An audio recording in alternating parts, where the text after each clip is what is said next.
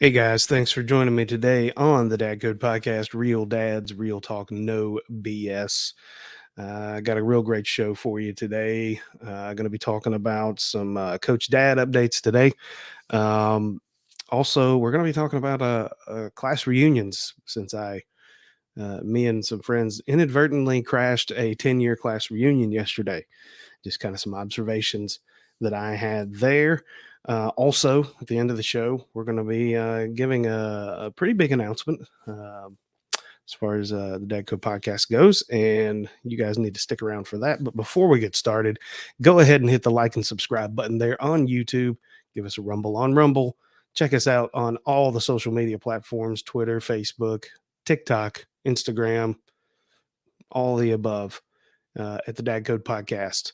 Also, you can get the audio versions of all these podcasts on your favorite podcasting platform: Apple Podcasts, Google Podcasts, Stitcher, Spotify, Amazon, and the like. Guys, here we go. Coach Dad update. So, the tournament is here. This is win or go home time. Um, I hesitate to ever uh, express it that way to the boys just because that's a lot to take in, I think, for an 8-year old. But, you know, it is what it is, right? So we had our first tournament game. Didn't play real well. So, I mean, and to give you a little bit of background, the league changed our dates around like 3 times in the last 2 weeks.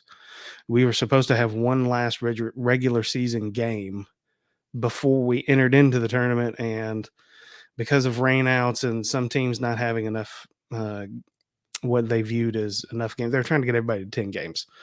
And it just, we had teams with 7 games and 8 games and all this. And they were going to try to, instead of using that last week as a regular season week for everybody, they were going to cap everybody at 10 games and let the other teams catch up.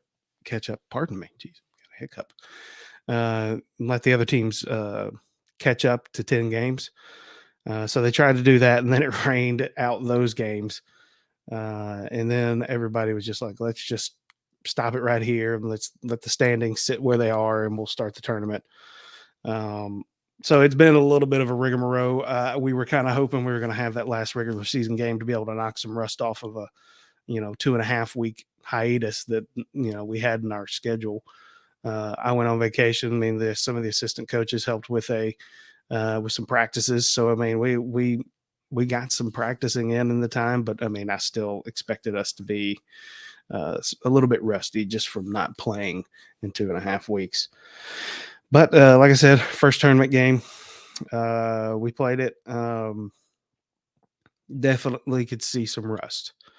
But we are the type of team, the way that we play good defense. I've coached these boys on every facet of the game. I expect them to play like they're coached, and honestly, they did. And our motto for them has been stay in the fight, stay in the fight, because nothing is ever out of reach for us as a team because we have a very balanced lineup. We have some skilled kids, and we have some kids that have tremendously improved along the way. So we ended up pulling it out. It was I think we won in the bottom of the last inning. Yeah, we won bottom of the last inning. Time had expired. We were the home team. Um, and I think our leadoff hitter hit a triple, and then our next hitter, just put the ball in play, and game was over. Um, I just the biggest comments I have in my notes here are that the other coaches were just kind of a bunch of asses. Honestly, they're just a bunch of clowns. Uh, they have some decent players. They really do. Honestly, I mean, if I were putting together a travel team, I mean, I would have taken some of their kids because. But the problem is that they got some kids that are playing that are really good, but they're playing in weird positions. I don't understand why they're playing there. If they think they're kind of trying to hack, the system somehow by putting them in these particular positions. I mean, their best players playing pitcher, which coach pitch. I'm not really understanding how that's the most advantageous. But uh, the biggest thing is the coaches they don't know the rules. I mean, for the game. I mean, it was every single inning. There was at least one or two things that they just wanted to stop play and talk about and challenge the umpire. The umpire was a young. I mean, he was a kid. He was a teenager. But it appeared to me that they were trying to really intimidate him and take advantage of a young umpire almost on every call. I mean, they even got a little sassy with me because they tried to come out there and say that one of my players was doing something wrong, and I corrected him. Said no, no, sir, this is the rule actually. And he he kind of tried to get in my personal space a little bit, but I mean he was kind of a little guy. Um, I just kind of smiled and just looked at him because he kind of took a step towards me and said, "You need to learn the rule book." And I said, I was like, well, this ended embarrassing for him, um, because I said, well, all right, look, coach, why don't we do this? Why don't we go ahead and get the rule book out and let's find the rule since you decided to stop play. Let's make sure that I'm not wrong because you know what? I'm willing to be wrong, knowing that I was not wrong. So I pulled the rule book out and I showed him the rule. He just went storming off back to his dugout. Just it's like, and I was a bit of an ass too. I mean, don't get me wrong. I showed him the rule and I said, "Oh, I guess I did read the rule book." That went over great. But anyways, it just kind of progressed from there. I mean, I really do respect anyone who volunteers to come out and coach young boys or girls. But good grief, don't embarrass your kids because you don't know the rules. I mean, most coaches in this league, particularly, it just seems like they're a bunch of dipshits. I really don't like cussing too much, but on this platform, but they really are. But they really, I think they really hate me and my coaching staff, just because we have really worked really hard with these kids, taught them real baseball knowledge. Not just that, just taught them basic things, honestly, about working hard and doing the right thing. But I mean, these guys not knowing the rules. I mean, they didn't even know. They couldn't grasp that the game was over whenever it was the bottom of the last inning and the time had expired and we scored the last run and they were like, the game's not over yet. There's like 45 seconds left. I'm like, but there's no outs. So do you want me? I mean, I can stand here for 45 seconds if you'd like, but I mean, it's like, guys, you're really making yourself look bad. So, uh, but I mean, yeah, they it's stuff like this that they just can't stand our coaching staff already, just because. I mean, we took a pretty average team, honestly. I mean, we all the teams in this league have some pretty good players. They've done a good job of spreading the talent out, but we took a lot of very average and some below average kids, and we absolutely coached our ass off this year. We really have. Like I've told my assistants that I mean the season could end today, and I'd be happy with the progress that we made, uh, the amount of knowledge we've given the boys, how they've performed, the things that they've learned, the friends that they've made too. Um, but we've improved all their skills, um, offense and defense, which apparently that's not normal at this age or in this league. But right now we're second in the league. We've won our first game in the tournament. We play a team that we've beat actually three times before, if you count the scrimmage in the fall, or I guess the winter, whatever, before the league play started. We've beaten them, and we've beaten them pretty convincingly the last two times. But it's a big game. I mean, they're a very well coached team too. I know their coach, and he's a really good guy, and he's very much in the same vein we are. We're doing the best with what we got, trying to teach them the game, and it's I mean nothing really matters that you did before in the tournament, and that's kind of been my message to the boys, that we got to be able to stay in the fight. We got to perform. Doesn't matter. Every single day we have to play Braves baseball, and for us that means playing good solid defense, making our relay throws, um, hitting the ball well. If not, if not well, at least timely, running the bases exceptionally, and staying in the fight. Staying in the fight. And speaking of a relay throw, we made an unbelievable relay throw, folks. The one ball that they really hit well in this game, it went all the way to the fence. Our left center fielder goes all the way out there, makes a great relay throw to our shortstop. Shortstop throws an absolute bullet to our third baseman to tag out the the hitter at third base. I mean, people. This is also probably why some of these coaches hate, because I got so excited. I'm like, "Oh, let's go!" I mean, it was great. It was a great moment. All the boys were fired up. It's stuff like that that makes it worth it for me to be teaching them all this stuff. And um, yeah, I'm just very, very proud of them. But big game coming up tomorrow night. Today's Sunday, so tomorrow night we got our second tournament game against that team I was just telling you about. Um, we'll see how it goes. We got to be focused. That's for sure. We had a practice yesterday. Is a very good practice.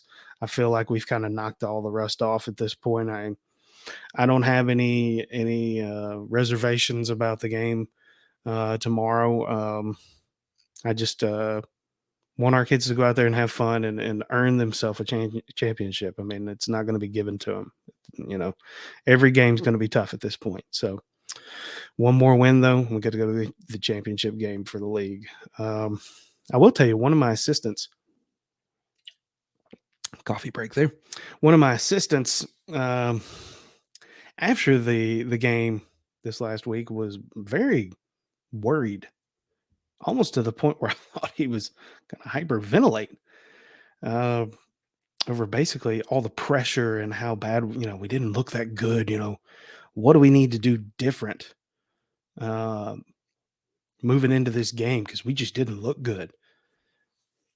And I never really, I'm learning as a coach too, but I never really understood that part of what I'm going to have to do as a coach is also coach up some of the coaches. Um, they help me out tremendously, and I appreciate everything they do for me. But occasionally, they have to have some coaching also. Um, as far as what we can do different, my response was, why would we need to do anything different? What about what just happened was unexpected to the point to where we need to do something different? And he really didn't have much of an answer. He just kind of sat there, and I just said, we thought we were going to have another regular season game to knock off some of this rust. So this we predicted that we were going to be resting, but we didn't get it. So we were playing a lower seed in the first round. So I mean, I knew we would probably be rusty, but I knew we would probably come out on top. I mean, no matter what the score said in that game, it was never out of control. We were never not in control of the game. Um, so that was number one. And number two, look at how far we've come and look at all the improvements that we've made. Why would we change that? Why would we change that? Either you believe in the process or you don't. Either you believe in what we're teaching these kids or you don't. If you're looking for a hack, coach, we don't do hacks. There's no shortcuts to achieving what you want.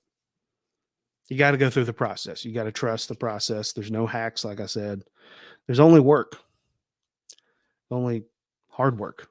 And that's the only way that you get what you want. And that's what we're trying to teach these kids. So I settled him down, got him back on board. I said, look, this was before yesterday's practice. And I said, look, we need to come out and have one of our practices. Our practices work. We have said it all year, and we've been preaching it all year. We stand behind it. We're going to do what we do, period. Because we know it works. I have confidence in it. So I am not particularly worried about it. And we go out and we have the practice that we had yesterday, and it is, gosh, it's so amazing to watch how the boys respond to the structured environment that we've provided for them. I mean, most of our kids could not catch pop flies, fly balls hitting the air. And yesterday we were having kids that I never thought would ever be able to catch. They were catching fly balls. It was amazing. I mean, this is stuff we've been working on them all year about. And dude, they're doing it finally. It works. Stick to the process. The process works, but you have to do the work. You have to struggle. Struggle is good. But again, big game tomorrow night. Looking forward to seeing how my boys respond. Um, and moving on, yesterday, after our win on whenever it was, I think it was Thursday night or Friday night, whatever. Moving into the weekend, or after practice, I decided, I want to go to the gun range. So we went to the gun range, do a little shooting, little pew pew, little ping ping. My wife had never shot a handgun before, so I brought her out there and was trying to teach her some things and basic safety stuff, and that was fun.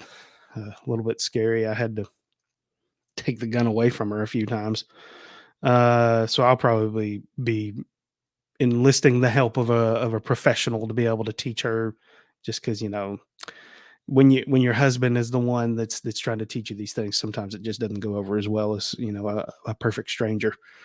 But anyways, that's not the point of this. But after we left there, we went to a local brewery that was kind of on the way back from the gun range, because the gun range is kind of out in the middle of nowhere, rightfully so. But we went to this brewery, and apparently we crashed a 10-year high school reunion, which that was eye-opening. A lot of things I noticed. We still saw after 10 years. I mean, I'm 10 years removed from my 10-year reunion, but I didn't go to it. But you could still see at this 10-year reunion the cliques forming, that were still forming. There are all these little groups of folks that were just standing around, and it was like, golly, it's like high school all over again. So there's always the cliques that are still going to form, at least in the beginning. And then there's that one loud guy who was probably the class clown, who still feels like he has to be that guy around these people. So he was really loud and boisterous. There was a band playing, he's screaming over the band. So, I mean, but it was, I was like, golly, every time that guy opens his mouth, I'm like, oh, geez, this makes me not want to be here, but this is just too good not to watch. Nonstop entertainment, if you will. And then there's also always one or two that just sit by themselves. There was one guy in particular that I was focusing on. He kind of actually worried me a little bit, dressed in all black. It appeared that he had large objects of some kind in his pockets. He was really smoking. He was both vaping and smoking at the same time, and he was pulling some drags off of those like crazy, and talking to himself, drinking, taking lots of drinks. I was like, man, I really don't feel comfortable with this guy acting this way. And, you're trying not to make a big deal out of everything. And I'm like, I just came from the gun range and I just spent all my ammo. So now I have a firearm in the car, but I don't have any ammunition. I was like, I guess maybe I could just throw it at him. But anyways, but moving on, eventually others did come and talk to him. And his demeanor changed tremendously. What I hope is that someone noticed that he was over there by himself, and someone made a conscious effort to go over and talk to him. Maybe was he bullied? Was he kind of the pariah in high school? I don't know. By the way, other people I have in here also that there were a lot of people that were really overdressed, trying to maybe show themselves off a little bit. But back to this guy, my point remains: was he kind of the bully? Was he kind of the standout? Was he the the pariah in high school. And then it got me thinking, how many of these folks regret the person that they maybe pretended to be in high school when they were younger?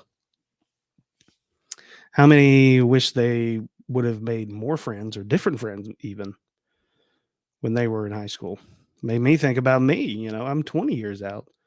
How many of these people do I wish I had made friends with? I tried to make friends with a lot, but I was a pretty shy kid in high school. You know, maybe some of these people were struggling with something early in life in silence. Maybe they overcame it now. Got me thinking about that. Some of these, because you think if he was a bullied kid in high school, if he was kind of the pariah, if he was kind of the weird kid in high school, maybe he was really actually struggling with something. Maybe he was struggling with poverty. Maybe he was struggling with some sort of abuse at home potentially, and now he's overcome it. Now he's gotten out of it, because it makes you think, if he was that kid in high school, why did he even show up to it? Maybe he had a reason. Maybe he wanted somebody to know that, yeah, man, I really struggled in high school a lot, but I overcame it. Maybe he had a little brother, and he said, me and my brother, we had an abusive alcoholic father in high school, or stepfather, or whatever, but we overcame it. We got out of that situation. We did it together. I mean, that's great. I mean, these kinds of things go through my head a lot. I mean, call me a weirdo, whatever. But it also makes me think, kind of what I try to teach my son, that you should always try to be everyone's friend. You should at least try. A lot of times they don't make the choice to be your friend back. If you try to be their friend and they decide they still want to be a jerk, you have to try. You have to. Because you never know when maybe you're going to be able to help each other one day.